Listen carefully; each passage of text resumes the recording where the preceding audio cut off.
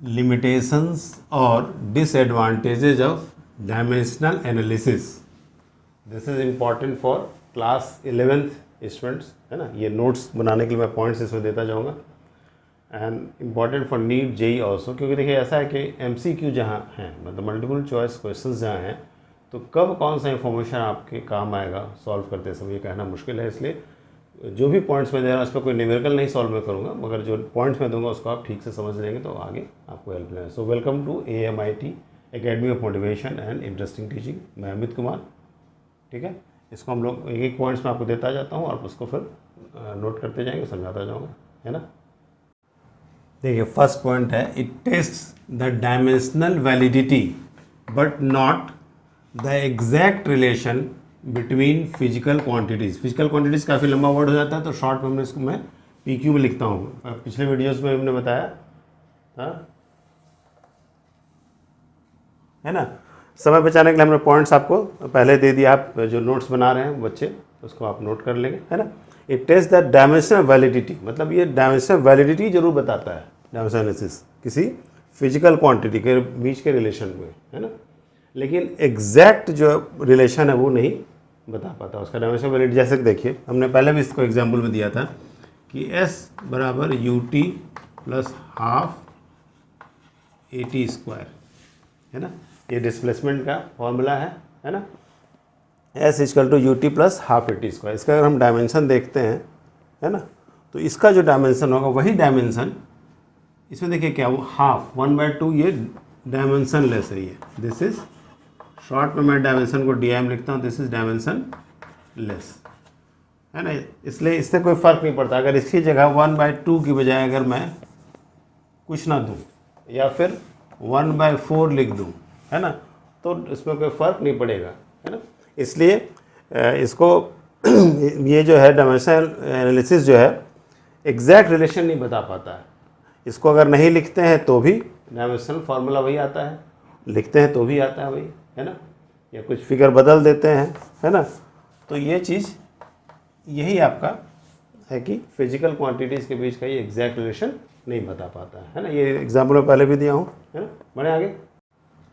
देखिए next point is it does not distinguish between physical quantities. Short में लिख रहा हूँ बिटवीन, है ना, between physical quantities having same dimension, है ना. ये भी शॉर्ट में मैं लिख रहा हूँ. मतलब कहने का ये कि सेम डायमेंशंस वाले अगर डिफरेंट फिजिकल क्वांटिटीज़ हैं तो इनके बीच ये अंतर नहीं कर सकता है ना. क्योंकि डायमेंशनल अगर आप देख रहे हैं तो जैसे फॉर एग्जांपल इम्पल्स, पहले भी मैं एक लिस्ट दे चुका हूँ, है ना. आप मेरा पिछला वीडियोस देखेंगे, उसमें हमने दिया है physical quantities having same dimension, है ना.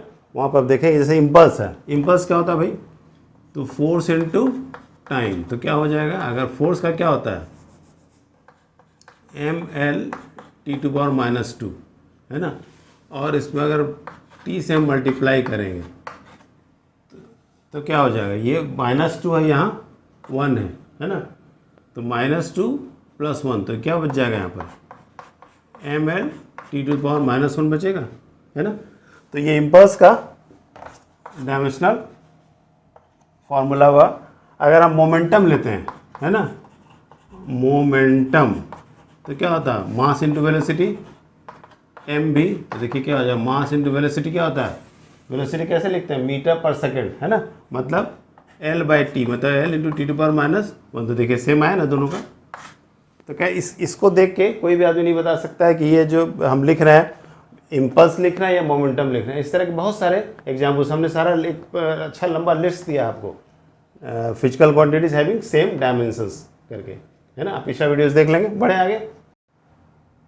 देखिए third point is it does not give any information about dimension less. मैं शॉर्ट में लिखता हूँ ऐसा डायमेंशन, है ना, डायमेंशन लेस कांस्टेंट शॉर्ट में लिख रहा हूँ K एंड नेचर स्केलर और वेक्टर ऑफ फिजिकल क्वांटिटीज. यानी मतलब है कि ये अगर कोई डायमेंशन लेस कांस्टेंट है, हम लोग लेते हैं ना हमेशा K, तो K के विषय में कुछ नहीं बता पाता क्योंकि डायमेंशन उसका है नहीं. दूसरी चीज़, हम जो फिजिकल क्वांटिटी की बात कर रहे हैं वो स्केलर है या वेक्टर, इस तरह की भी कोई इंफॉर्मेशन ये इसकी जानकारी ये नहीं देता है ना. तो ये डायमेंशनलेस कांस्टेंट K के विषय में नहीं बता रहा है, उससे दिक्कत होती है. दूसरी चीज़ क्या है कि नेचर नहीं बता पाता है ना. तो ये तीसरा इसका इम्पॉर्टेंट लिमिटेशन है ना। ये सब पॉइंट्स आपको एग्जाम में लिखने होंगे, इसलिए मैं देता जा रहा हूँ। जो क्लास टेस्ट आपके होंगे, स्कूल के एग्जाम्स होंगे, उसमें जरूरत पड़ेगी आपको, है ना। बढ़े आगे देखिए, fourth point is it fails when a physical quantity depends on more than 3 physical quantities, है ना। इसका जब हम यूज़ करते हैं और मान ली किसी फिजिकल क्वांटिटी का हम निकाल रहे हैं डायमेंशनल फार्मूला, है ना, और उसमें अगर ये या उसका इक्वेशन हम निकाल रहे हैं, है ना, तो इसमें अगर 3 से ज़्यादा फिजिकल क्वांटिटीज़ पर अगर वो डिपेंड कर रहा है तो इसको फिर हम लोग नहीं यूज़ कर सकते। आपको याद होगा जैसे हम लोगों ने निकाला था ना टाइम पीरियड टी का, time period T equal to K length to L to the power X, है ना, G to the power Y और M to the power Z X Y. ये हमने पिछले क्लास में आपको बताया है ना। इसमें देखिए, अगर ये 3 का हम लेते हैं तो ठीक है, अगर ये तीसरी की जगह अगर कोई चौथी के बजाय अगर चौथी चीज़ आ जाए, फिजिकल क्वांटिटी अगर ले लें, तो फिर वहाँ ये काम नहीं करेगा, दिक्कत होगी, है ना। तो this is very important for your class 11 notes and for NEET JEE also. इस पर कई बार आपको हो सकता है, देखिए ऑब्जेक्टिव क्वेश्चन में कहाँ से क्वेश्चन बनेगा ये कोई नहीं बता सकता, छोटी छोटी चीज़ से भी कई बार क्वेश्चन बनता है ना। तो बढ़े आगे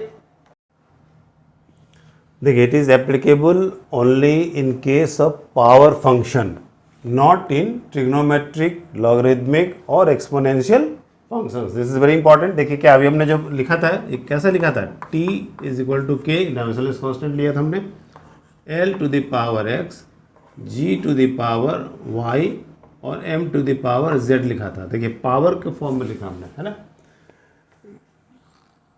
ट्रिग्नोमेट्रिक हो, लॉगरिथमिक हो या एक्सपोनेंशियल फंक्शंस होता है तो वहाँ पे ये काम नहीं करता है। ये लास्ट क्लास में हमने बताया आपको, आप वो वीडियो देख लीजिए तो ज़्यादा सुविधा होगी।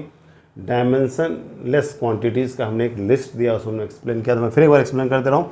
जैसे देखिए, इसमें अगर मान लीजिए साइन थीटा है, ठीक है, कोई भी एंगल आ गया या ट्रिग्नोमेट्रिक रेशियो आ गया, तो क्या होता है, साइन थीटा में क्या होता है, p/h होता है ना, परपेंडिकुलर बाय हाइपोटेनियस, लंब बटा कर्ण हिंदी में। तो क्या ये भी l है, लेंथ है, और ये भी l है, तो ये डायमेंशनलेस हो गया। तो ये पूरा का पूरा ही क्या होगा, डायमेंशनलेस होगा, है ना। या लॉग की बात करें तो क्या लिखते हैं हम लोग, जैसे लिखते हैं log 10, है ना। तो log 10 लिखे, इसका कुछ पावर आता है, कुछ वैल्यू आता है, तो किस में आता है, वो भी कोई नंबर आता है। तो नंबर्स हमने क्या बताया था कि नंबर्स आर डायमेंशनलेस, है ना। तो जब नंबर आएगा तो फिर वो डायमेंशनलेस होगा, तो फिर इसका यहाँ भी कोई मतलब नहीं। उसी तरह से एक्सपोनेंशियल फंक्शंस हमने लिखा था ना, e to the power ax मान लीजिए, है ना। तो ये पूरा ये डायमेंशनलेस होगा, ये भी पूरा डायमेंशनलेस होगा, है ना। ये लास्ट वीडियो आप पिछला वीडियो देख लीजिए डायमेंशनलेस क्वांटिटीज़ का, तो समझ में आया, उसमें हमने इसको एक्सप्लेन किया है, उस पर क्वेश्चन भी हम लोगों ने किया था, है ना। तो ये मैं 5th पॉइंट आपको बता दिया, तो इसको याद रखिएगा एग्जामिनेशन क्लास टेस्ट के लिए भी और नीट जेई के लिए भी। ठीक, बढ़े आगे देखिए, last point is it becomes complicated when dimensional constants like g, h etcetera are involve, है ना। देखिए अगर कोई हम लोगों ने जो भी बात की, उस क्या किया था कि t इज इक्वल टू, हमने वो जो लिखा था इक्वेशन क्या लिखा था, t is equal to l to the power x, g to the power y, m to the power z, है ना। देखिए हम लोग ये जो ले रहे हैं k क्या डायमेंशनलेस कांस्टेंट है ना। इसकी जगह पर अगर मान लीजिए g या h आ जाता है, g क्या है, ग्रेविटेशनल कांस्टेंट, इसका अपना डायमेंशन होता है, h प्लैंक्स कांस्टेंट, इसका अपना डायमेंशन है।